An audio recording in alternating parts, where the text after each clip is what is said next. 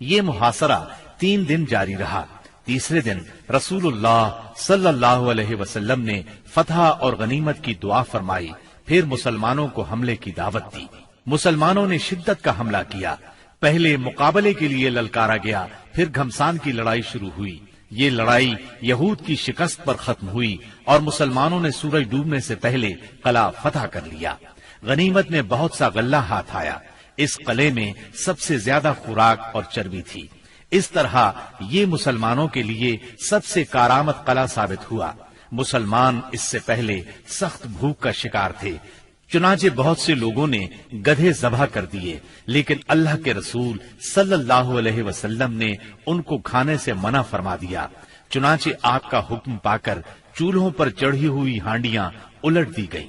یہود نے یہاں سے بھاگ کر قلعہ زبیر میں پناہ لی اور وہاں قلعہ بند ہو گئے۔ یہ نطاط کا تیسرا اور آخری قلعہ تھا۔ مسلمانوں نے آگے بڑھ کر اس کا بھی محاصرہ کر لیا۔ چوتھے دن ایک یہودی نے آ کر پانی کی بعض نالیوں کی نشاندہی کر دی۔ ان سے یہود پانی پیا کرتے تھے، چنانچہ مسلمانوں نے یہ نالیاں کاٹ دی۔ اس پر یہود نے باہر نکل کر سخت لڑائی کی، لیکن شکست کھا کر شک کی طرف پسپا ہو گئے اور حصن ابی میں قلعہ بند ہو گئے۔ مسلمانوں نے ان کا تعاقب کیا اور وہاں بھی ان کا محاصرہ کر لیا، چنانچہ وہ نہایت سخت لڑائی کے لیے تیار ہو کر نکلے۔ ان کے ایک بہادر نے نکل کر مقابلے کی دعوت دی اور مارا گیا، پھر دوسرا نکلا اور وہ بھی مارا گیا۔ اسے سیدنا ابو دجانہ سماک بن خراشہ انصاری رضی اللہ عنہ نے قتل کیا، اور اسے قتل کرتے ہی وہ تیزی سے قلعے میں جا گھسے۔ ان کے ساتھ ہی اور مسلمان بھی داخل ہو گئے۔ کچھ دیر تک قلعے کے اندر لڑائی جاری رہی، پھر یہود نے راہ فرار اختیار کی اور اس علاقے کے سب سے آخری قلعے حصن نزار میں قلعہ بند ہو گئے۔ مسلمانوں کو حصن ابی سے بہت سا مال غنیمت ہاتھ آیا۔ مسلمان اب حصن نزار کی طرف بڑھے اور اس کا محاصرہ کر لیا۔ یہ قلعہ پہاڑ کی چوٹی پر تھا اور وہاں پہنچنے کی کوئی صورت نہیں تھی۔ یہودیوں نے یہاں اپنی حفاظت کا زبردست انتظام کر رکھا تھا۔ انہیں یقین تھا کہ اس قلعے میں مسلمان داخل نہیں ہو سکیں گے، اس لیے انہوں نے اس قلعے میں عورتوں اور بچوں سمیت قیام کیا۔ تیر اور پتھر برسا کر سخت جوابی کارروائی کی۔ جواب میں مسلمانوں نے بھی منجنیق نصب کر کے اس قلعے پر پتھروں کی بارش شروع کر دی۔ اس سے ان کے دلوں پر رعب چھا گیا اور وہ کوئی قابل ذکر سختی برداشت کیے بغیر قتیبہ کے علاقے کی طرف بھاگ نکلے۔ مسلمانوں کو اس قلعے سے تانبے اور مٹی کے برتن ملے۔ ان کے بارے میں رسول اللہ صلی اللہ علیہ وسلم نے فرمایا، ان کو دھو لو اور ان میں کھانا پکاؤ۔ اس کے بعد مسلمان قلعہ قموس کی طرف بڑھے۔ یہ قتیبہ کا پہلا قلعہ تھا۔ 14 یا 20 دن تک اس کا محاصرہ جاری رہا۔ اس کے بعد یہود نے پناہ طلب کر لی۔ یہ بھی کہا جاتا ہے کہ انہوں نے پناہ طلب نہیں کی تھی، مسلمانوں نے لڑ کر فتح کیا اور یہود باقی 2 قلعوں وطیح اور سلالم کی طرف بھاگے۔ لیکن جب مسلمانوں نے ان کے محاصرے کے لیے پیش قدمی کی تو یہود نے اس شرط پر امان طلب کر لی کہ وہ عورتوں اور بچوں سمیت خیبر کی سرزمین سے جلا وطن ہو جائیں گے۔ رسول اللہ صلی اللہ علیہ وسلم نے یہ شرط مان لی اور آپ نے یہ بھی اجازت دی کہ سونے، چاندی، گھوڑے اور ہتھیاروں کے علاوہ وہ اپنی سواریوں پر جو کچھ اور جتنا کچھ لاد سکتے ہیں لے جائیں، اور اگر کچھ چھپایا تو ذمہ ختم سمجھا جائے گا۔ اس کے بعد انہوں نے باقی 3 قلعے مسلمانوں کے حوالے کر دیے۔ مسلمانوں کو 100 زرہیں، 400 تلواریں، 1000 نیزے اور 500 عربی کمانیں ہاتھ آئیں۔ ان چیزوں کے علاوہ تورات کے کچھ صحیفے بھی ملے، لیکن یہ مانگنے والوں کو واپس دے دیے گئے۔ کنانہ ابن ابی الحقیق اور اس کے بھائی نے بدعہدی کی اور بہت سا سونا چاندی اور جواہرات چھپا دیے، لہذا ان سے ذمہ ختم ہو گیا اور بدعہدی کی سزا میں ان دونوں کو قتل کر دیا گیا۔ حیی بن اخطب کی صاحبزادی سیدہ صفیہ کنانہ کے نکاح میں تھیں، انہیں قیدیوں میں داخل کر لیا گیا۔ اس غزوے میں کل 93 یہودی مارے گئے، جبکہ مسلمان 15 کے قریب شہید ہوئے۔ سیدنا عمرو بن امیہ زمری رسول اللہ صلی اللہ علیہ وسلم کا خط لے کر نجاشی کے پاس گئے تھے۔ جب وہ حبشہ کے مہاجرین کو ساتھ لے کر واپس ہوئے تو ان میں سے ایک جماعت نے خیبر کا رخ کیا، جس میں سیدنا ابو موسیٰ اشعری اور جعفر بن ابی طالب رضی اللہ عنہما بھی تھے۔ یہ لوگ رسول اللہ صلی اللہ علیہ وسلم کے پاس پہنچے تو خیبر فتح ہو چکا تھا۔ लेकिन अभी माल गनीमत तकसीम नहीं हुआ था। नबी करीम सल्लल्लाहु अलैहि वसल्लम ने सैयदना जाफर रजी अल्लाह अन्हु को बोसा दिया और फरमाया, अल्लाह की कसम मैं नहीं जानता कि मुझे किस बात की ज्यादा खुशी है, खैबर की फतह की या जाफर की आमद की। फिर जब माल तकसीम फरमाया तो उन्हें भी माल गनीमत में से हिस्सा दिया। सैयदा सफिया बिनते हुयई बिन अख्तब को जब कैदियों में शामिल किया गया तो उन्हें रसूलुल्लाह सल्लल्लाहु अलैहि वसल्लम की इजाजत से दहिया बिन खलीफा कल्बी रजी अल्लाह अन्हु ने ले लिया। लेकिन सहाबाए किराम ने आकर अर्ज किया, ऐ अल्लाह के रसूल सल्लल्लाहु अलैहि वसल्लम, सफिया सिर्फ आपके शायान शान हैं, वो बनु कुरैजा और बनु नजीर की सरदार हैं। इस पर रसूलुल्लाह सल्लल्लाहु अलैहि वसल्लम ने उन्हें बुलाया और इस्लाम की दावत दी। उन्होंने इस्लाम कबूल किया। इस पर आपने उन्हें आजाद कर दिया, उन्हें निकाह की पेशकश की। उनके मंजूर करने पर आपने उनसे शादी कर ली और उनकी आजादी ही को उनका महर करार दिया और उन्हें औरतों के हवाले कर दिया। जब खैबर और वादियुल कुरा फतह हो गए, फदक और तैमा के बाशिंदों ने इताअत कबूल कर ली तो आपने मदीना वापसी की राह इख्तियार फरमाई। रास्ते में सैयदा सफिया रजी अल्लाह अन्हा की रुखसती अमल में आई। दूसरी सुबह आपने खजूर, घी और पनीर का वलीमा खिलाया और 3 रोज शब अरूसी के तौर पर उनके साथ क़याम फरमाया। फिर रवाना हुए। सफर 7 हिजरी के आखिर या रबीउल अव्वल 7 हिजरी के अवाइल में मदीना मुनव्वरा तशरीफ लाए। खैबर से मदीना आकर रसूलुल्लाह सल्लल्लाहु अलैहि वसल्लम मुतमईन हो गए थे कि इत्तिला मिली, बनु अनमार, सालबा और मुहारिब के बद्दू जमा हो रहे हैं। आपने मदीना मुनव्वरा का इंतजाम सैयदना उस्मान बिन अफ़्फ़ान रजी अल्लाह अन्हो को सौंपा। 700 सहाबा को साथ लिया और 2 दिन के फासले पर वाक़े मकाम नखल का रुख किया। वहाँ बनु गतफान की एक जमीयत से आमना सामना हुआ। दोनों फरीक एक दूसरे के सामने आए, लेकिन जंग न हुई। नमाज की इकामत हुई तो नबी सल्लल्लाहु अलैहि वसल्लम ने मुसलमानों को सलाते खौफ पढ़ाई, यानी पहले एक गिरोह को 2 रकत नमाज पढ़ाई। फिर वो लोग पीछे चले गए तो दूसरे गिरोह को 2 रकत नमाज पढ़ाई। इस तरह आपकी 4 रकत नमाज हुई और लश्कर की 2-2 रकत। यही सलाते खौफ है।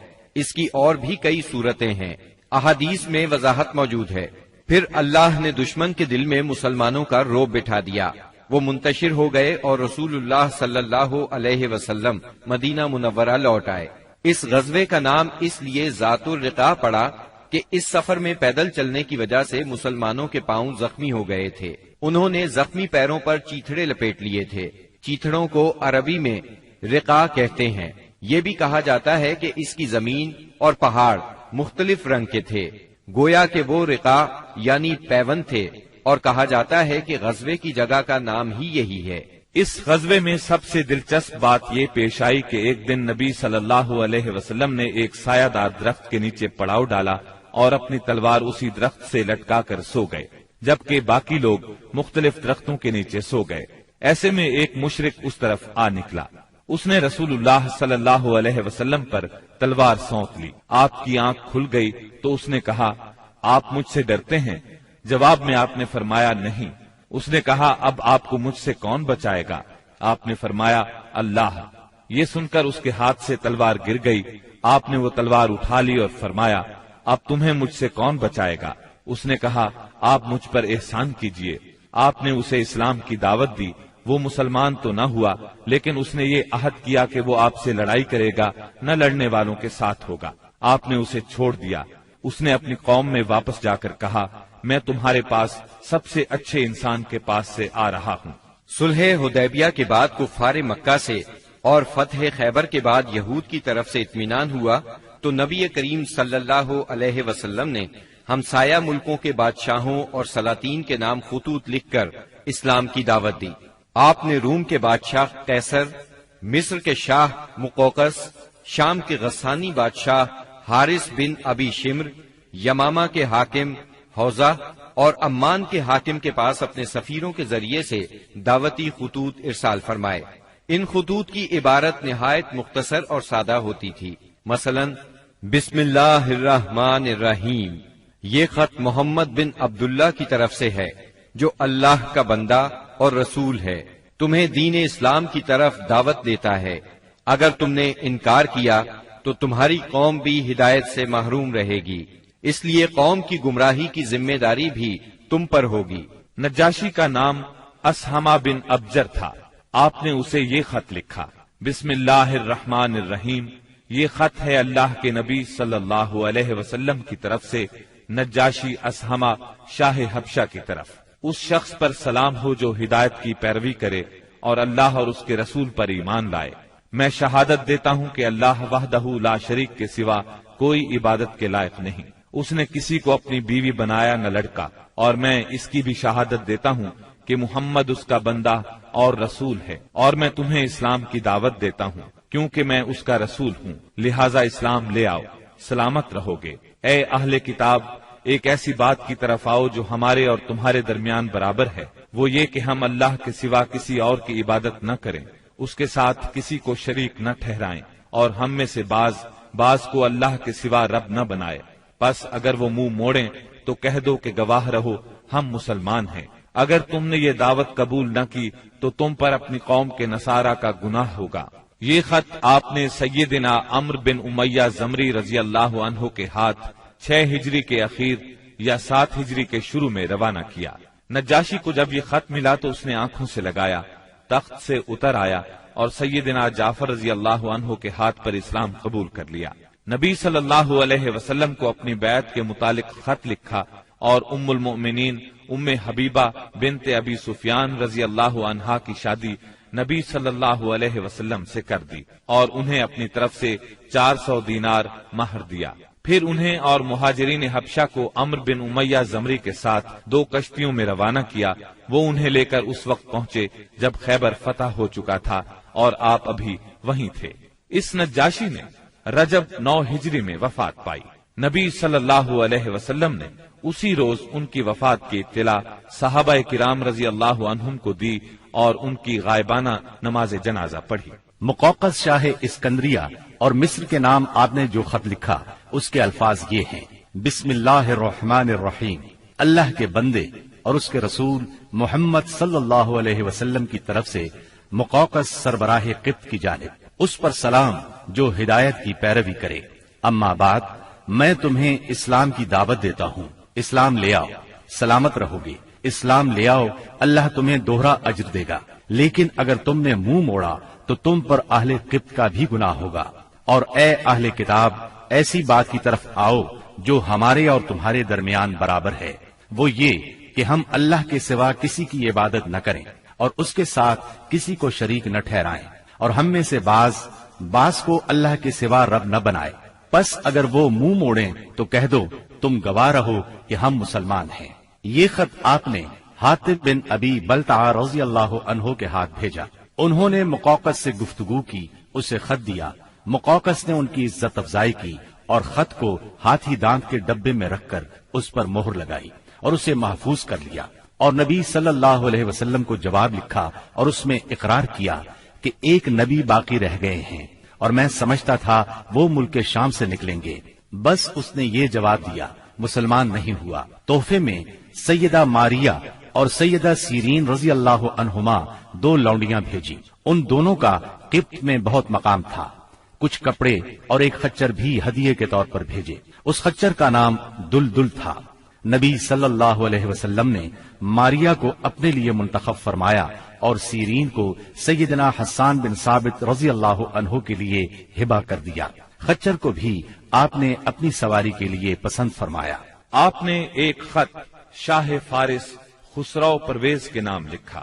آپ نے اسے لکھا، بسم اللہ الرحمن الرحیم، محمد رسول اللہ صلی اللہ علیہ وسلم کی طرف سے کسرا والی فارس کی جانب، اس شخص پر سلام جو ہدایت کی پیروی کرے اور اللہ اور اس کے رسول پر ایمان لائے اور گواہی دے کہ اللہ کے سوا کوئی عبادت کے لائق نہیں، وہ تنہا ہے، اس کا کوئی شریک نہیں، اور محمد صلی اللہ علیہ وسلم اس کے بندے اور رسول ہیں۔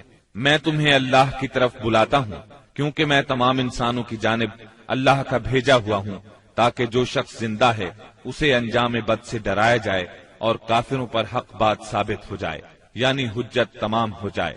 پس تم اسلام لے آؤ، سالم رہو گے۔ اگر اس سے انکار کرو گے تو تم پر مجوس کا گناہ بھی ہوگا، یہ خط آپ نے سیدنا عبداللہ بن حذافہ سہمی رضی اللہ عنہ کے ذریعے بھیجا اور انہیں حکم دیا کہ اس کو عظیم بحرین کے حوالے کر دیں اور سربراہ بحرین اسے کسرا کے حوالے کرے گا۔ جب یہ خط کسرا کے سامنے پڑھا گیا تو اس نے خط کو پھاڑ ڈالا اور کہا، میری رعایا میں سے ایک حقیر غلام اپنا نام مجھ سے پہلے لکھتا ہے۔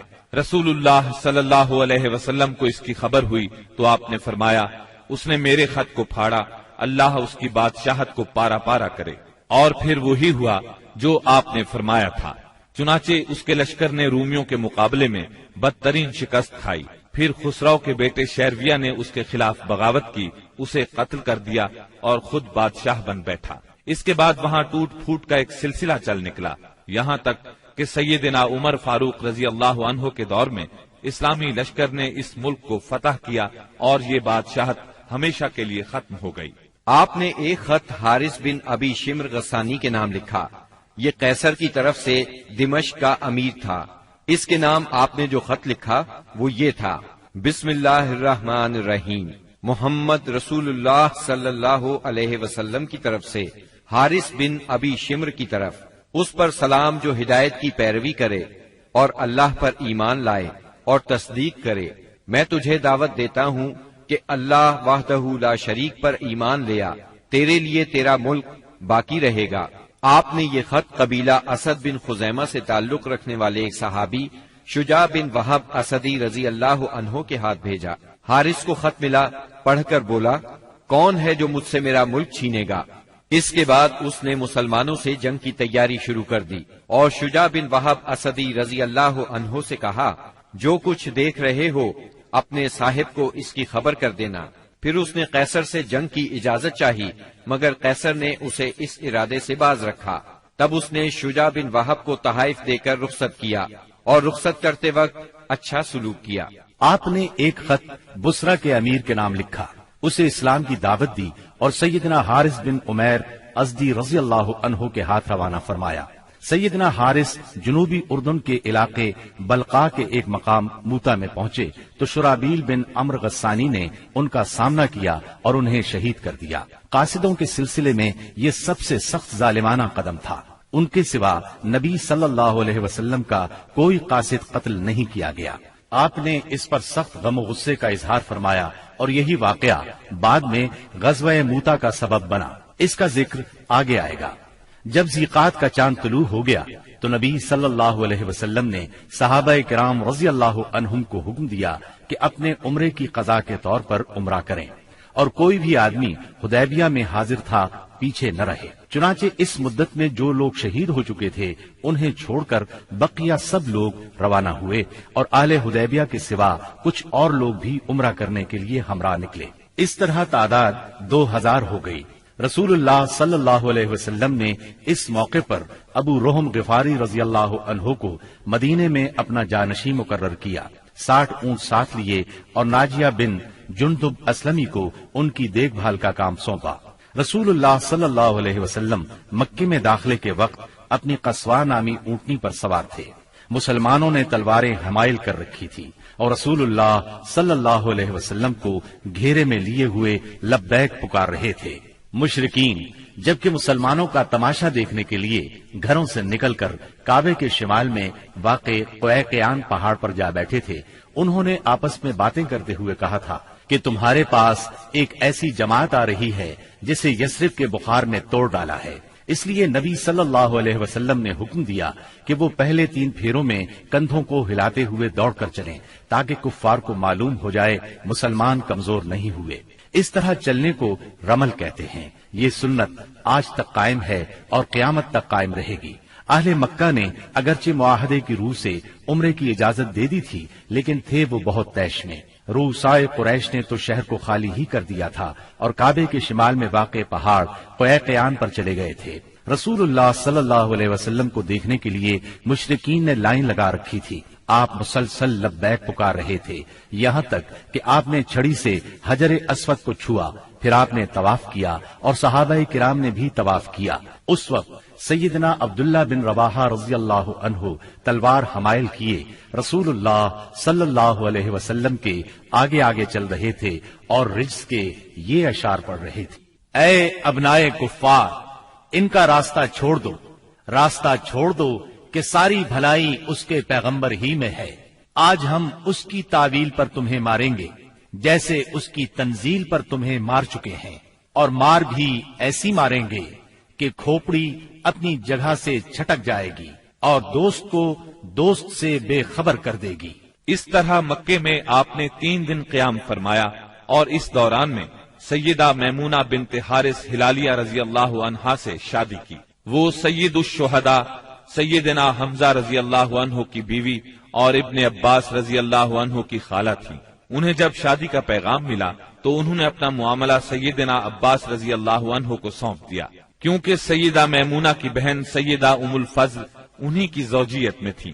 سیدنا عباس نے نبی صلی اللہ علیہ وسلم سے ان کی شادی کر دی۔ 3 دن گزرنے کے بعد قریش نے پیغام بھیجا کہ معاہدے کی شرط پوری ہو چکی ہے، اب مسلمانوں کو چاہیے کہ مکہ سے چلے جائیں۔ آپ نے یہ پیغام ملتے ہی روانگی کا حکم صادر فرما دیا اور وعدے کے مطابق شہر خالی کر دیا۔ موتا اردن میں بلقاء کے قریب ایک آبادی کا نام ہے، جہاں سے بیت المقدس 2 دن کی مسافت پر واقع ہے۔ یہاں کے سردار شرحبیل بن عمرو غسانی نے نبی کریم صلی اللہ علیہ وسلم کے سفیر حارث بن عمیر ازدی کو شہید کر دیا تھا۔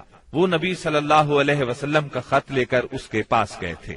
اس طرح مظلوم حارث کے قتل سے سفیروں کی جانیں خطرے میں پڑ گئی تھیں، اس لیے نبی کریم صلی اللہ علیہ وسلم نے قریباً 3000 کی فوج زید بن حارثہ رضی اللہ عنہ کے ہمراہ روانہ کی اور فرمایا، اگر زید شہید ہو جائیں تو جعفر امیر ہوں، اور جعفر شہید ہو جائیں تو عبداللہ بن رواحہ امیر ہوں گے۔ اسلامی لشکر شمال کی طرف بڑھتا ہوا معان پہنچا اور یہیں لشکر نے پڑاؤ ڈالا، اور جاسوسوں نے اطلاع پہنچائی کہ ہرقل قیصر روم بلقاء کے علاقے میں مآب کے مقام پر 1,00,000 رومیوں کا لشکر لے کر خیمہ زن ہے، اور اس کے جھنڈے تلے عرب کے صحرا نشین عیسائی قبائل لخم، جزام، بلقین، بہرا اور بلیجی وغیرہ کے بھی قریباً 1,00,000 آدمی شہنشاہ ہرقل کی آمد پر وہاں جمع تھے۔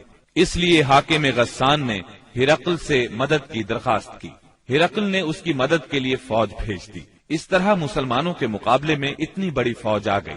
مسلمان صرف 3,000 تھے اور دشمن 1,00,000 سے زیادہ۔ مورخین نے ان کی تعداد 1,50,000 تک لکھی ہے۔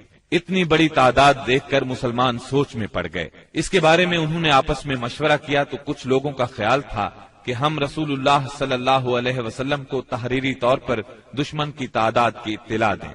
رسول اللہ صلی اللہ علیہ وسلم کی طرف سے مزید کمک ملے گی یا کوئی اور حکم ملے گا اور اس کی تعمیل کی جائے گی۔ لیکن سیدنا عبداللہ بن رواحہ رضی اللہ عنہ نے اس رائے کی مخالفت کرتے ہوئے مسلمانوں سے فرمایا، ہم فتح اور شکست کے لیے نہیں، اللہ کی رضا کے لیے میدان میں آئے ہیں، لہذا فتح اور شکست سے بے نیاز ہو کر لڑو۔ انہوں نے یہ الفاظ کہہ کر لوگوں کو مزید گرما دیا، لوگو اللہ کی قسم، جس چیز سے آپ کترا رہے ہیں یہ تو وہی شہادت ہے جس کی طلب میں آپ لوگ نکلے ہیں۔ ہم تو محض اس دین کے بل پر لڑتے ہیں جس سے اللہ نے ہمیں مشرف کیا ہے، اس لیے آگے بڑھو، ہمیں 2 بھلائیوں میں سے ایک بھلائی ضرور حاصل ہوگی، ہم غالب آئیں گے یا شہادت سے سرفراز ہوں گے۔ آخرکار سیدنا عبداللہ بن رواحہ رضی اللہ عنہ کی پیش کی ہوئی بات پر عمل کیا گیا اور اس طرح جنگ شروع ہو گئی۔ رسول اللہ صلی اللہ علیہ وسلم کے پروردہ سیدنا زید بن حارثہ رضی اللہ عنہ فوج کے سپہ سالار تھے۔ سیدنا زید بن حارثہ نہایت جواں مردی سے لڑتے اور دشمنوں کو مارتے کاٹتے آخر شہید ہو گئے۔ ان کی شہادت کے بعد سیدنا جعفر طیار رضی اللہ عنہ نے جھنڈا اپنے ہاتھوں میں لیا۔ یہ نبی صلی اللہ علیہ وسلم کے چچا زاد سیدنا علی رضی اللہ عنہ کے سگے بھائی تھے۔ 33 سال کی عمر تھی، نہایت جواں مردی سے لڑے، جسم پر 90 سے زیادہ زخم کھا کر شہادت کا جام نوش کیا۔ ان کے بعد سیدنا عبداللہ بن رواحہ رضی اللہ عنہ نے علم ہاتھ میں لیا اور جنگ شروع کی، آخر شہید ہو گئے۔ پھر خالد بن ولید رضی اللہ عنہ نے فوج کی کمان سنبھالی اور 1.5 دن کی شدید ترین جنگ کے بعد اپنے سے 40 گنا فوج کو بھاگنے پر مجبور کر دیا۔ اس جنگ میں 9 تلواریں سیدنا خالد کے ہاتھ سے ٹوٹی۔ ادھر نبی صلی اللہ علیہ وسلم نے صحابہ کرام کو مدینے میں اسی دن تینوں سالاروں کی شہادت کی خبر دی اور بتلایا کہ اب کمان خالد بن ولید کے ہاتھ میں آ گئی ہے، اور اسی جنگ کے بعد سیدنا خالد بن ولید کو سیف اللہ کا خطاب عطا ہوا۔ صلح حدیبیہ کو منعقد ہوئے 2.25 سال گزر چکے تھے اور ہجرت کا 8واں سال ختم ہونے کو تھا کہ کفار مکہ نے عہد شکنی کی۔ ہوا یہ کہ قبیلہ بنو بکر نے، جو کفار کا معاون اور حلیف تھا، قبیلہ بنو خزاعہ پر حملہ کر دیا۔ یہ قبیلہ مسلمانوں کا حلیف تھا۔ اس کے نتیجے میں بنو خزاعہ کو شدید جانی و مالی نقصان پہنچا۔ ان بیچاروں نے امان بھی مانگی، بھاگ کر خانہ کعبہ میں پناہ بھی لی، مگر انہیں ہر جگہ بے دریغ قتل کیا گیا۔ یہ مظلوم جب الہک یعنی اپنے اللہ کے واسطے کر کے رحم کی درخواست کرتے تھے تو یہ ظالم ان کے جواب میں کہتے تھے لا الہ الیوم، یعنی آج اللہ کوئی چیز نہیں۔ مظلوموں کے بچے کچے 40 آدمیوں نے بھاگ کر اپنی جان بچا لی تھی۔ یہ لوگ نبی صلی اللہ علیہ وسلم کی خدمت میں پہنچے اور اپنی مظلومی اور بربادی کی داستان سنائی۔ عمرو بن سالم خزائی نے پردرد نظم میں تمام واقعات سنائے۔ اس نظم کے چند اشعار کا ترجمہ یہ ہے: قریش نے آپ سے وعدہ خلافی کی، انہوں نے اس مضبوط معاہدے کو جو آپ سے کیا تھا توڑ ڈالا، ہمیں خشک گھاس کی طرح پامال کر دیا۔ وہ سمجھتے ہیں کہ ہماری امداد کو کوئی نہیں آئے گا، وہ تو ذلیل ہیں اور قلیل ہیں۔ انہوں نے وطیر میں ہمیں سوتے ہوئے جا لیا، ہمیں رکوع اور سجود کی حالت میں پارا پارا کر دیا۔ اس طرح معاہدے کی خلاف ورزی کر کے قریش نے صلح نامہ حدیبیہ کو توڑ دیا، مگر بعد میں جب انہیں اپنی عجلت اور عاقبت نااندیشی کا خیال آیا تو رسول اللہ صلی اللہ علیہ وسلم کی خدمت میں ابو سفیان کو معاہدے کی تجدید کے لیے بھیجا، لیکن یہ ایک سیاسی چال تھی۔ رسول اللہ صلی اللہ علیہ وسلم نے انہیں کوئی جواب نہ دیا۔ ان حالات میں اس کے سوا کوئی چارہ نہ تھا کہ کفار کی سازشوں کے اس مرکز کو ہمیشہ ہمیشہ کے لیے بند کر دیا جائے، تاکہ کفار کو مسلمانوں کی طاقت کا صحیح اندازہ ہو جائے اور وہ سازش کرنے کی جرأت نہ کر سکیں، نہ فساد اور لڑائی پر آمادہ ہوں۔ چنانچہ رسول اللہ صلی اللہ علیہ وسلم 10,000 صحابہ کرام کے ساتھ ہجرت کے 8ویں سال رمضان المبارک میں مکے کی طرف روانہ ہوئے۔ جب مکہ چند میل کے فاصلے پر رہ گیا تو آپ نے صحابہ کے ساتھ پڑاؤ کیا اور حکم دیا کہ سب لوگ الگ الگ آگ روشن کریں تاکہ کفار مکہ کو مسلمانوں کی کثرت تعداد کا اندازہ ہو سکے اور ناحق خون ریزی نہ ہو۔ یہ نہایت مناسب اور کارگر ترکیب تھی جو اللہ تعالیٰ نے اپنے نبی صلی اللہ علیہ وسلم کو سجھائی تھی۔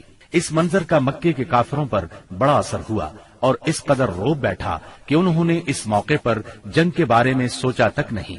راستے ہی میں اس وقت اسلام کے سب سے بڑے دشمن ابو سفیان نبی کریم صلی اللہ علیہ وسلم کی خدمت میں حاضر ہوئے اور اسلام قبول کیا۔ انہوں نے نبی کریم صلی اللہ علیہ وسلم کے ارشاد کے مطابق مکے پہنچ کر یہ اعلان کیا: جو کوئی ہتھیار پھینک دے گا اسے قتل نہیں کیا جائے گا، جو کوئی خانہ کعبہ کے اندر جائے گا اسے قتل نہیں کیا جائے گا، جو کوئی اپنے گھر کے اندر بیٹھ رہے گا اسے قتل نہیں کیا جائے گا، جو کوئی ابو سفیان کے گھر پناہ لے لے گا اسے قتل نہیں کیا جائے گا، جو کوئی حکیم بن حزام کے گھر پناہ لے گا اسے قتل نہیں کیا جائے گا، بھاگ جانے والے کا تعاقب نہیں کیا جائے گا، زخمی کو قتل نہیں کیا جائے گا، اسیر کو قتل نہیں کیا جائے گا۔ منگل 17 رمضان المبارک کی صبح رسول اللہ صلی اللہ علیہ وسلم مکے کی طرف روانہ ہوئے۔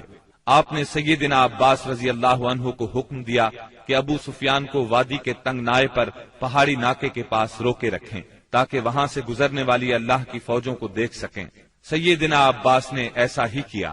قبائل اپنے اپنے پرچم لیے وہاں سے گزرنے لگے۔ جب کوئی قبیلہ گزرتا تو ابو سفیان پوچھتے، عباس یہ لوگ کون ہیں؟ جواب میں سیدنا عباس رضی اللہ عنہ کہتے، بنو فلاں، مثلا یہ بنو سلیم ہیں۔ یہاں تک کہ انصار کا دستہ گزرا جس کا پرچم سیدنا سعد بن عبادہ رضی اللہ عنہ کے ہاتھ میں تھا۔ انہوں نے کہا، ابو سفیان آج خون ریزی اور مار دھاڑ کا دن ہے، آج کعبہ حلال کیا جائے گا۔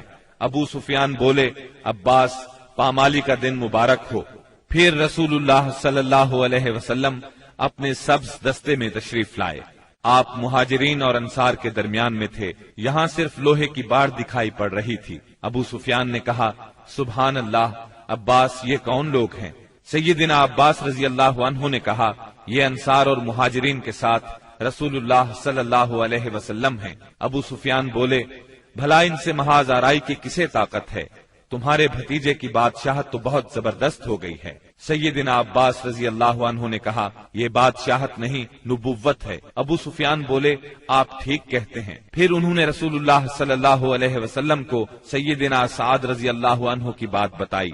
आपने फरमाया, साद ने गलत कहा, आज काबे की ताजीम का दिन है, आज काबे को गिलाफ पहनाया जाएगा। फिर आपने परचम सैयदना साद रजी अल्लाह अन्हु के हाथ से लेकर उनके साहिबजादे कैस के हवाले कर दिया। जब रसूलुल्लाह सल्लल्लाहु अलैहि वसल्लम जी तुवा पहुंचे तो मैसरा के सालार सैयदना खालिद बिन वलीद रजी अल्लाह अन्हु को हुक्म दिया कि वो कुदा के रास्ते मक्का में ज़ेरी हिस्से से दाखिल हों और कोई आड़े आए तो उसे काट कर रख दें, यहाँ तक कि सफा पर आपसे आ मिलें। नबी सल्लल्लाहु अलैहि वसल्लम ने मैमना के कायद और अलमबरदार सैयदना जुबैर को हुक्म दिया कि वो कुदा के रास्ते बालाई हिस्से में दाखिल हों और हजून में आपका परचम गाड़ दें। नीज रसूलुल्लाह सल्लल्लाहु अलैहि वसल्लम की आमद तक वहीं ठहरे रहें, जबकि प्यादा और बेहथियार लोगों के कायद सैयदना अबू उबैदा रज़ियल्लाहु अन्हु को हुक्म दिया कि वो बतने वादी का रास्ता पकड़ें और मक्के में रसूलुल्लाह सल्लल्लाहु अलैहि वसल्लम से आगे उतरे।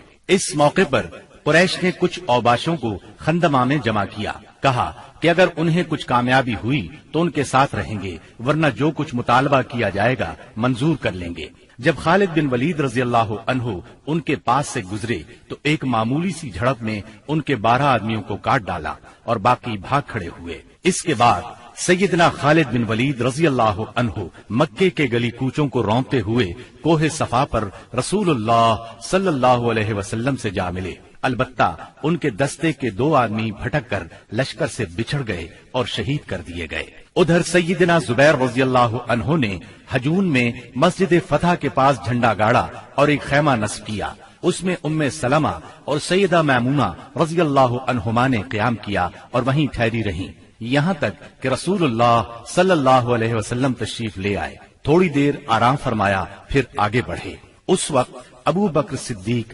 रज़ियल्लाहु अन्हु आपके साथ थे और बातें कर रहे थे। फिर आप सूरह फतह की तिलावत करते हुए मुहाजिरीन और अंसार के जिलों में मस्जिद हराम के अंदर दाखिल हुए, हजर अस्वद को चूमा, बैतुल्लाह का तवाफ किया। आप हालत इहराम में नहीं थे। उस वक्त बैतुल्लाह के गिर्द 360 बुत थे। आप सल्लल्लाहु अलैहि वसल्लम एक लकड़ी से उन बुतों को कचोके लगाते जा रहे थे और फरमाते जाते थे, हक आ गया और बातिल चला गया, यकीनन बातिल जाने ही वाला है। हक आ गया और बातिल की चलत फिरत खत्म हो गई। आप बुतों को हल्की सी जरब लगाते जा रहे थे और बुत गिरते जा रहे थे। जब आप तवाफ से फारिग हो गए तो सैयदना उस्मान बिन तलहा रजी अल्लाह अन्हु को बुलाकर उनसे काबे की चाबी ली और उसको खोलने का हुक्म दिया। फिर उसमें जो बुत थे उन्हें निकलवा कर तुड़वा दिया, जो तस्वीर थी उन्हें मिटवा दिया। इसके बाद आप सैयदना उसामा बिन जैद और सैयदना बिलाल रजी अल्लाह अन्हुम के साथ अंदर दाखिल हुए और दरवाजा बंद कर लिया।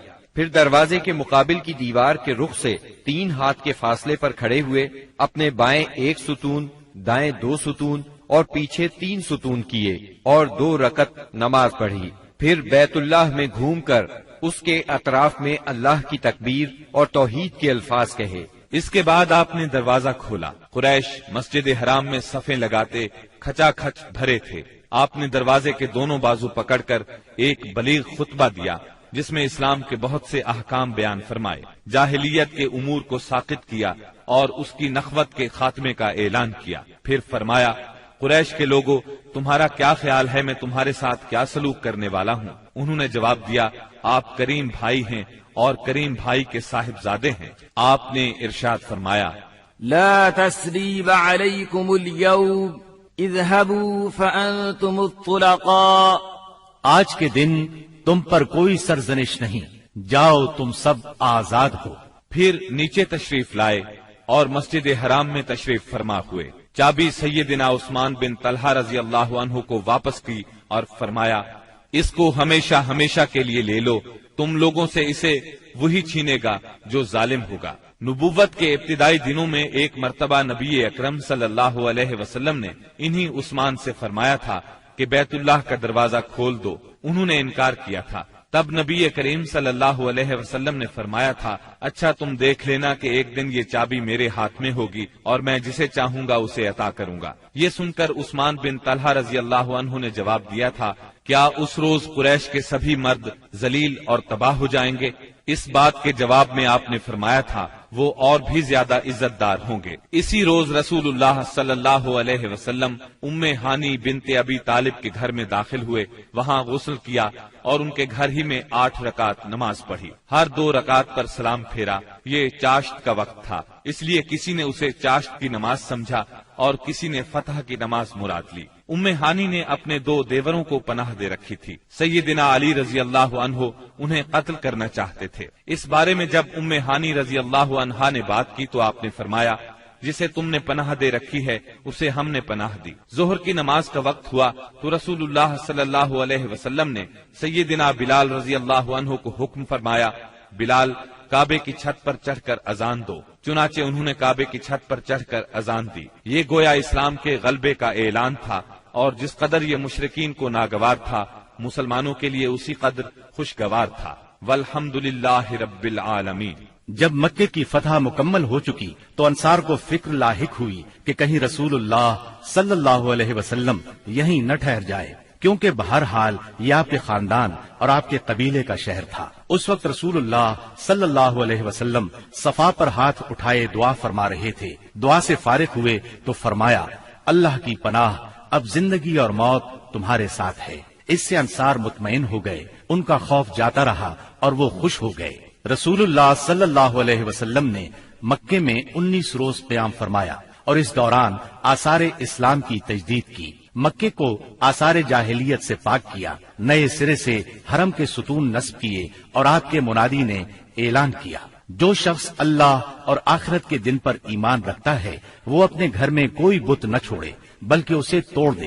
25 رمضان المبارک کو رسول اللہ صلی اللہ علیہ وسلم نے 30 سواروں کے ساتھ سیدنا خالد بن ولید رضی اللہ عنہ کو عزا اور اس کا بتخانہ ڈھانے کے لیے نخلا روانہ کیا۔ سیدنا خالد بن ولید نے جا کر اس کو ڈھا دیا۔ یہ مشرکین کا سب سے بڑا بت تھا۔ پھر آپ نے رمضان ہی میں سیدنا عمرو بن عاص رضی اللہ عنہ کو سوا نامی بت ڈھانے کے لیے روانہ کیا۔ یہ حزیل کا سب سے بڑا بت تھا۔ اس کا استھان مکے سے شمال مشرق میں 150 کلومیٹر کے فاصلے پر رہات نامی مقام پر تھا۔ سیدنا عمرو نے جا کر اس کو ڈھایا۔ اس کا مجاور بت کی بے بسی دیکھ کر مسلمان ہو گیا۔ پھر آپ صلی اللہ علیہ وسلم نے سعد بن زید اشہلی کو اسی ماہ رمضان میں 20 سوار دے کر منات کی طرف روانہ فرمایا۔ یہ قدید کے پاس مشلل میں تھا۔ یہ کلب، خزاع، غسان اور اوس و خزرج کا بت تھا۔ سیدنا سعد نے جا کر اسے توڑ دیا اور بت خانہ ڈھا دیا۔ فتح مکہ کے بعد بہت سے قبائل نے اسلام قبول کر لیا، لیکن حوازن اور بنو ثقیف کے قبیلوں نے چند اور قبائل کو اپنے ساتھ ملا کر 4000 کا لشکر تیار کیا اور مسلمانوں سے زور آزمائی کا فیصلہ کیا۔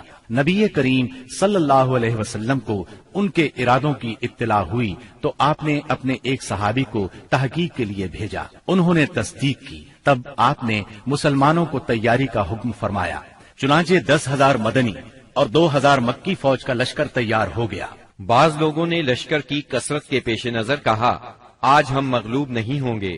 یہ بات رسول اللہ صلی اللہ علیہ وسلم پر گراں گزری۔ شام ہوئی تو ایک سوار نے آ کر اطلاع دی کہ بنو حوازن عورتوں، بچوں اور اونٹ بکریوں سمیت نکلے ہیں۔ آپ یہ سن کر مسکرائے اور فرمایا، یہ کل انشاءاللہ مسلمانوں کا مال غنیمت ہوگا۔ 10 شوال 8 ہجری کی رات رسول اللہ صلی اللہ علیہ وسلم حنین پہنچے۔ وادی حنین مکہ معظمہ سے 30 میل دور واقع ہے۔ آپ نے وادی میں داخل ہونے سے پہلے سحر کے وقت لشکر کو ترتیب دیا۔ مہاجرین کا پرچم علی بن ابی طالب کو دیا، اوس کا پرچم اسید بن حزیر رضی اللہ عنہ کو، اور خزرج کا پرچم حباب بن منذر کو، اور کچھ دوسرے پرچم دوسرے قبائل کو دیے۔ 2 زرہیں پہنی، سر اور چہرے پر خود رکھا۔ اس کے بعد ہراول دستے نے وادی میں اترنا شروع کیا۔ اسے چھپے ہوئے دشمن کی موجودگی کا علم نہیں تھا۔ ابھی وہ اتر ہی رہا تھا کہ اچانک دشمن نے ٹڈی دل کی طرح تیروں کی بارش کر دی۔ پھر دشمن مسلمانوں پر ٹوٹ پڑا۔ اس اچانک حملے سے ہراول دستے میں انتشار پھیل گیا، اس میں موجود مسلمانوں کے پاؤں اکھڑ گئے، جو لوگ پیچھے تھے وہ بھی انہی کے ساتھ ہو لیے۔ جہاں تک رسول اللہ صلی اللہ علیہ وسلم کا تعلق ہے تو نہ صرف یہ کہ آپ چند انصار اور مہاجرین کے ساتھ اپنی جگہ پر ثابت قدم رہے، بلکہ آپ دشمن کی طرف بڑھنے کے لیے اپنے خچر کو ایڑ لگاتے اور فرماتے جا رہے تھے، انا النبی لا کذب انا ابن عبد المطلب، میں نبی ہوں، جھوٹا نہیں، میں عبد المطلب کا فرزند ہوں۔ سیدنا عباس رضی اللہ عنہ نے آپ کے حکم پر مہاجرین اور انصار کو آواز دی۔ یہ آواز سنتے ہی ہر طرف سے مسلمان رسول اللہ صلی اللہ علیہ وسلم کے گرد جمع ہونے لگے، اور اللہ نے اپنے رسول اور مسلمانوں پر سکینت طاری کر دی اور اندیکھا لشکر اتارا۔ چنانچہ مسلمانوں نے پلٹ کر حملہ کر دیا اور دھواں دار جنگ شروع ہو گئی۔ ایسے میں اللہ کے رسول صلی اللہ علیہ وسلم نے فرمایا، اب چولہا گرم ہو گیا ہے۔ پھر آپ نے ایک مٹھی میں مٹی لے کر ان کے چہروں پر ماری اور فرمایا، شاہت الوجوہ، چہرے بگڑ جائیں۔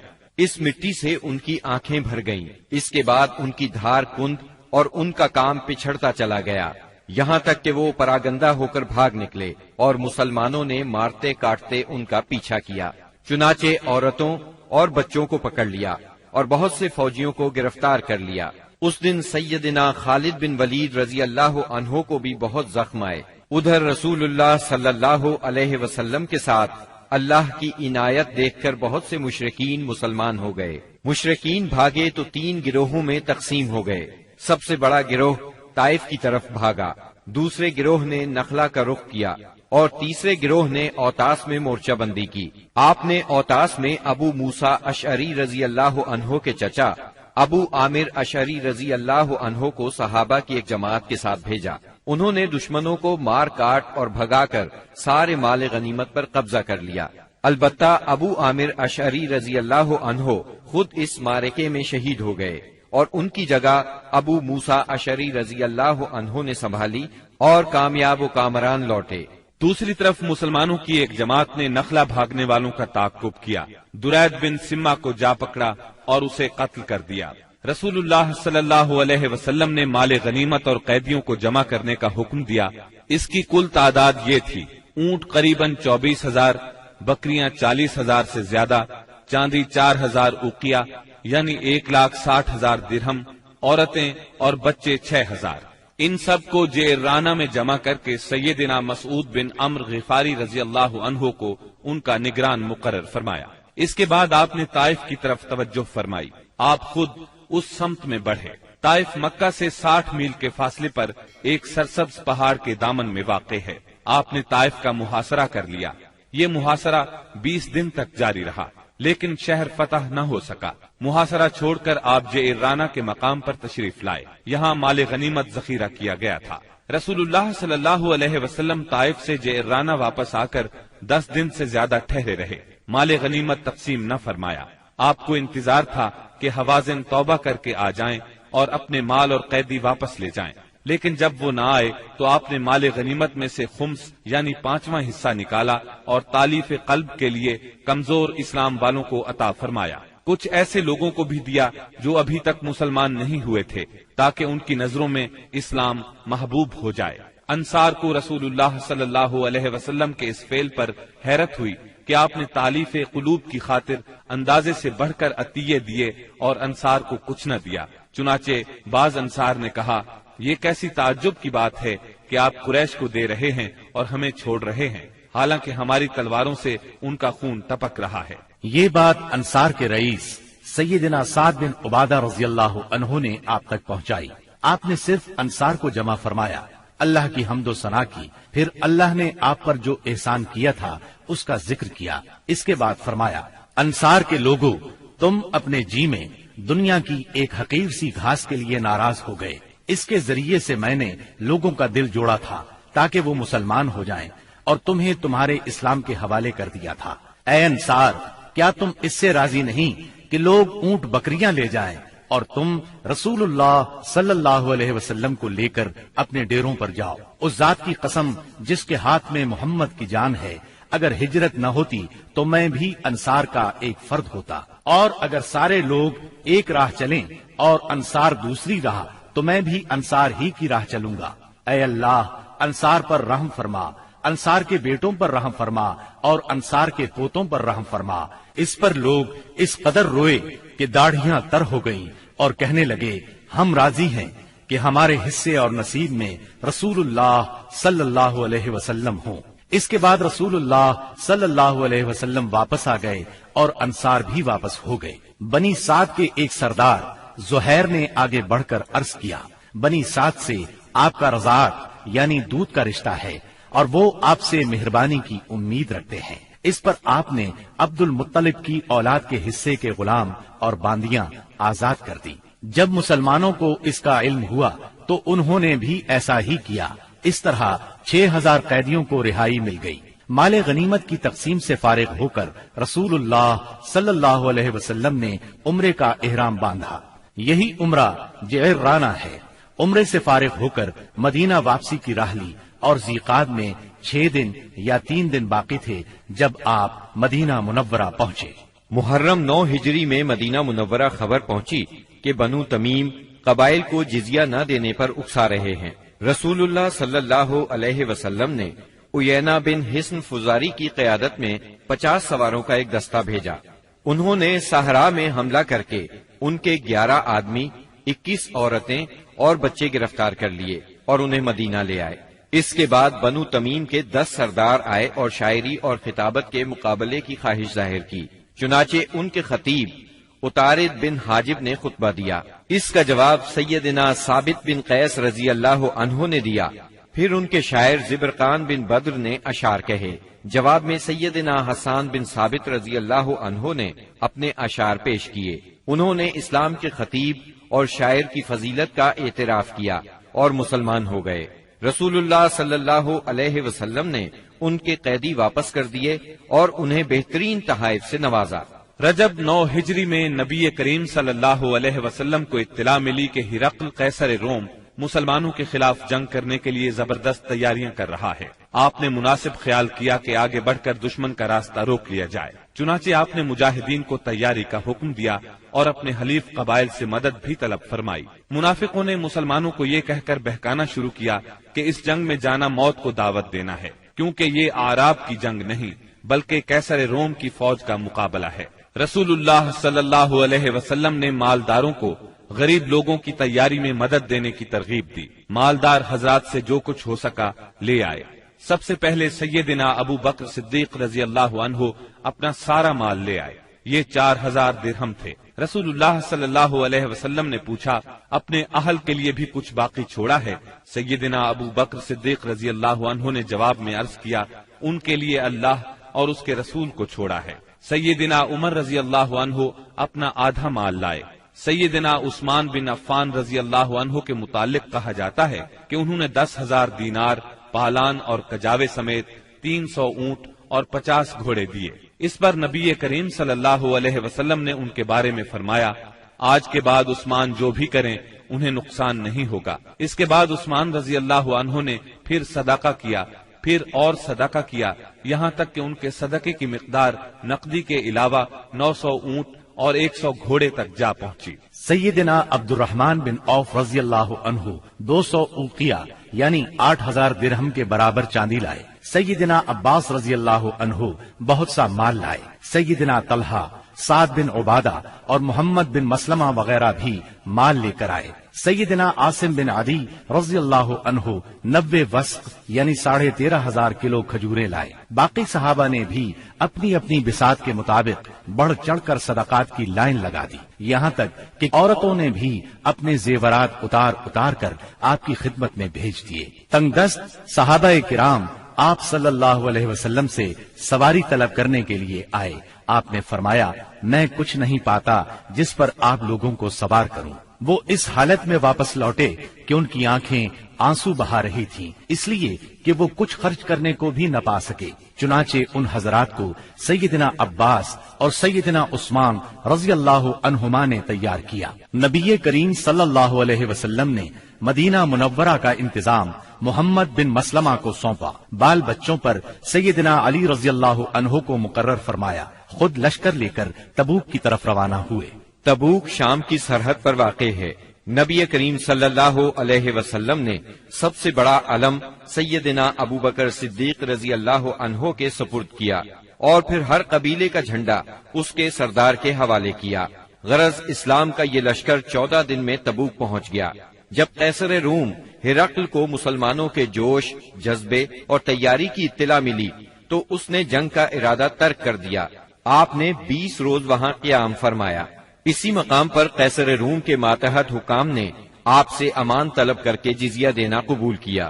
اس کے بعد لشکر اسلام جنگ کے بغیر اپنا مقصد حاصل کر کے واپس لوٹ آیا۔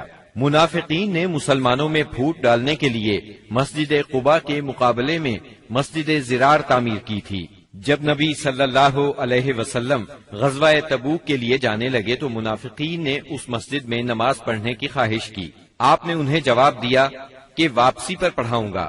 واپسی کی خبر پا کر یہ لوگ آگے بڑھے تاکہ رسول اللہ صلی اللہ علیہ وسلم مسجد زرار میں نماز ادا فرمائیں۔ اس وقت اللہ تعالیٰ نے وحی نازل فرمائی اور اپنے رسول کو مسجد زرار کی حقیقت سے آگاہ فرمایا۔ یہ ذکر سورہ توبہ کی آیات 107 اور 108 میں آیا ہے۔ وحی آنے پر رسول اللہ صلی اللہ علیہ وسلم نے منافقین کی تعمیر کردہ مسجد کو گروا دیا، اس کا تمام سامان جلوا دیا۔ 9 ہجری میں چند واقعات تاریخی نوعیت کے پیش آئے۔ تبوک سے واپسی کے بعد اویمر اجلانی اور ان کی بیوی کے درمیان لعان ہوا۔ غامدیہ نامی ایک عورت آپ کی خدمت میں حاضر ہوئی، اس نے بدکاری کا اقرار کیا۔ آپ نے اسے رجم کرنے کا حکم فرمایا، لیکن وہ بچے کی ماں بننے والی تھی، لہٰذا بچے کی پیدائش کے بعد رجم کیا گیا۔ اسہمہ نجاشی شاہ حبشہ نے وفات پائی اور رسول اللہ صلی اللہ علیہ وسلم نے ان کی غائبانہ نماز جنازہ ادا فرمائی۔ نبی صلی اللہ علیہ وسلم کی صاحبزادی ام کلثوم رضی اللہ عنہا کی وفات ہوئی۔ ان کی وفات پر آپ کو سخت غم ہوا اور آپ نے سیدنا عثمان رضی اللہ عنہ سے فرمایا، اگر میرے ہاں تیسری بیٹی ہوتی تو اس کی شادی بھی میں تم سے کر دیتا۔ تبوک سے رسول اللہ صلی اللہ علیہ وسلم کی واپسی کے بعد منافقین کے سردار عبداللہ بن ابی نے وفات پائی۔ رسول اللہ صلی اللہ علیہ وسلم نے اس کے لیے دعائے مغفرت کی۔ سیدنا عمر رضی اللہ عنہ نے آپ سے عرض کیا، آپ اس کی نماز جنازہ نہ پڑھیں، لیکن آپ نے نماز پڑھی۔ بعد میں وحی نازل ہوئی، اس میں سیدنا عمر رضی اللہ عنہ کی رائے کی تائید نازل ہوئی۔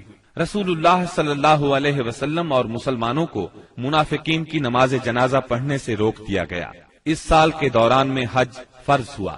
رسول اللہ صلی اللہ علیہ وسلم نے 300 صحابہ کرام کا ایک قافلہ حج کے لیے روانہ فرمایا۔ سیدنا ابو بکر صدیق رضی اللہ عنہ کو امیر حج مقرر کیا اور انہیں ہدایت کر دی کہ سب کو حج کا اسلامی طریقہ بتائیں۔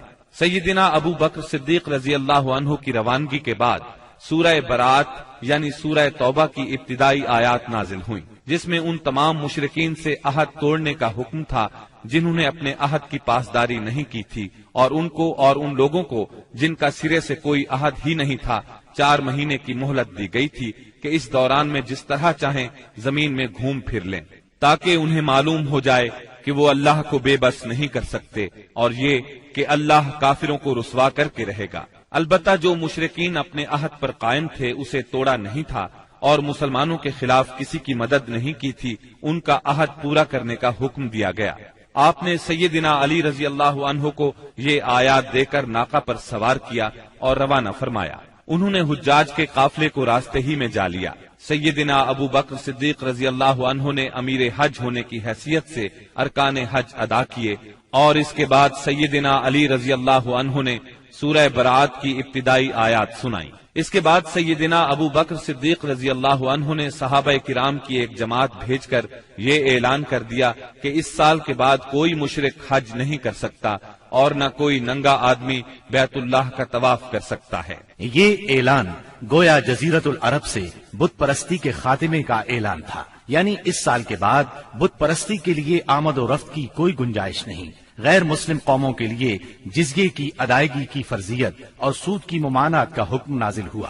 رسول اللہ صلی اللہ علیہ وسلم جو ہی تبوک سے مدینے واپس آئے، وفود کی آمد کا سلسلہ شروع ہو گیا۔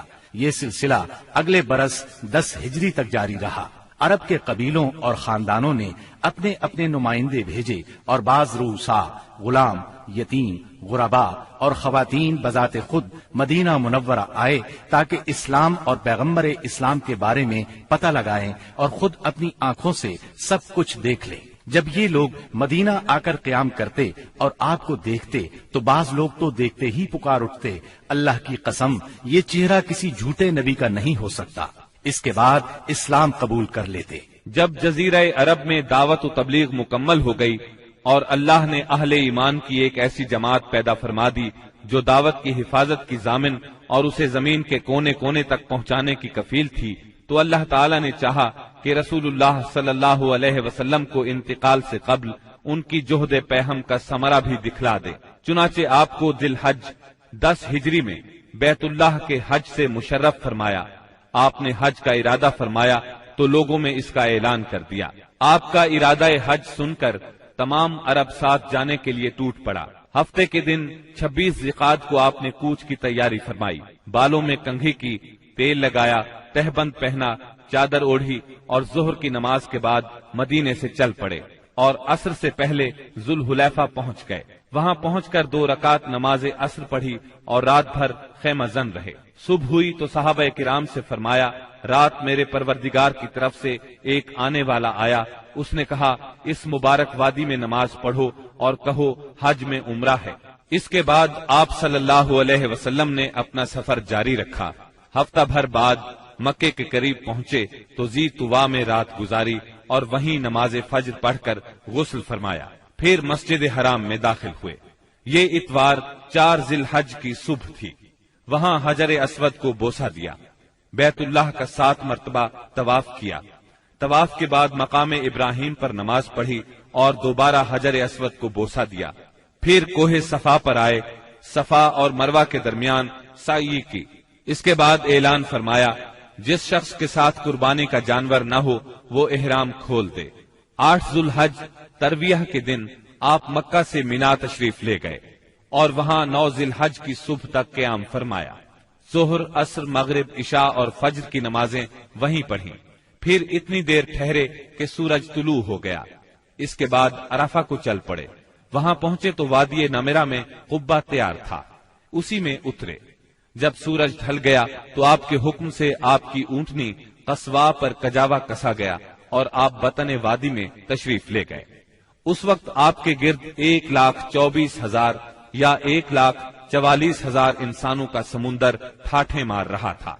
آپ نے ان کے درمیان ایک جامع خطبہ ارشاد فرمایا۔ جو لوگ خطبے کے جملوں کو سن رہے تھے وہ دوسروں تک پہنچا رہے تھے اور سنانے کے لیے بلند آواز سے دوہرا رہے تھے۔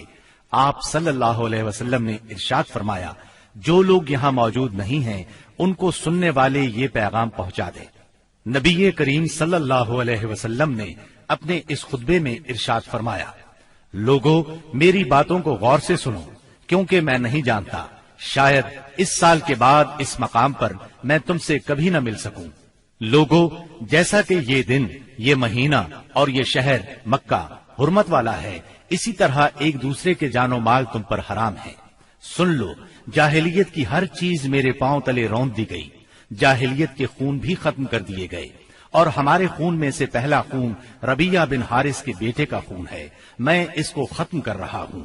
یہ بچہ بنو سعد میں دودھ پی رہا تھا کہ انہی ایام میں قبیلہ بنو حذیل نے اسے قتل کر دیا، اور جاہلیت کا سود ختم کر دیا گیا، اور ہمارے سود میں سے پہلا سود عباس بن عبد المطلب کا ہے، میں اس کو ختم کر رہا ہوں۔ اب یہ سارے کا سارا سود ختم ہے۔ اے لوگو، عورتوں کا تم پر حق ہے جیسا کہ تمہارا ان پر حق ہے، عورتوں کے ساتھ بھلائی کرو، تمہیں بہت جلد اللہ کے سامنے حاضر ہونا ہے اور وہ تم سے تمہارے اعمال کے بارے میں سوال فرمائے گا۔ خبردار خبردار، میرے بعد گمراہ نہ ہو جانا۔ لوگو، نہ تو میرے بعد کوئی پیغمبر ہے نہ کوئی اور امت ہی پیدا ہونے والی ہے۔ خوب سن لو، اپنے پروردگار کی عبادت کرنا، پنجگانہ نماز ادا کرنا، رمضان کے روزے رکھنا، اپنے مالوں کی زکات دینا، تمام مسلمان محکوم ہوں یا آزاد، यकसा जिम्मेदारियां और हुकूक रखते हैं। आमाल दीन के सिवा किसी को किसी पर कोई फजीलत नहीं। तुम अपने गुलामों को वो खिलाओ जो तुम खुद खाते हो, और उन्हें वो लिबास पहनाओ जो तुम खुद पहनते हो। उन पर न कोई जुल्म करो और न उनका कोई हक छीनो। अमानतें उनके मालिकों के सपुर्द करना चाहिए। दूसरों पर जुल्म न करो ताकि तुम पर भी जुल्म न किया जाए। ऐसे ही मालूमाती वाकयात के लिए हमारा चैनल जरूर सब्सक्राइब करें और बेल आइकन दबाना न भूलें, ताकि हर नई आने वाली चीज का नोटिफिकेशन आप तक पहुंचता रहे।